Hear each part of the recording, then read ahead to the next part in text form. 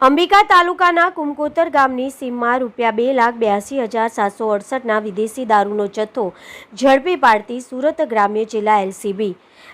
સુરત ગ્રામ્ય વિસ્તારમાં પેટ્રોલિંગમાં હતા તે દરમિયાન Shri N G Pachani police inspector LCB Surat ગ્રામ્ય તથા હેડ કોન્સ્ટેબલ નિલેશભાઈ જીતુભાઈ નાઓને ખાનગી બાતમીદારો થકી ચોક્કસ બાતમી હકીકત મેળવેલ કે કુમકોતર જામલપાડા ફળિયામાં રહેતો ભાવેશભાઈ અશોકભાઈ પટેલ નાએ જામલપાડા ફળિયાથી દરગાહ રોડ જંગલ વિસ્તારમાં વિદેશી દારૂનો જથ્થો ઉતારેલ છે અને સગે વગે કરવાની પેરવીમાં છે તેવી ચોક્કસ બાતમી મળેલ હોય જે આધારે એલસીબીના પોલીસ સ્ટાફના માણસોએ મોજે કુમકોતર ગામની સીમમાં જામલપાડા ફળિયાથી દરગાહ રોડ પર જંગલ વિસ્તારમાં મળેલ બાતમીના બાબતે તપાસ કરતા સદર જગ્યાએ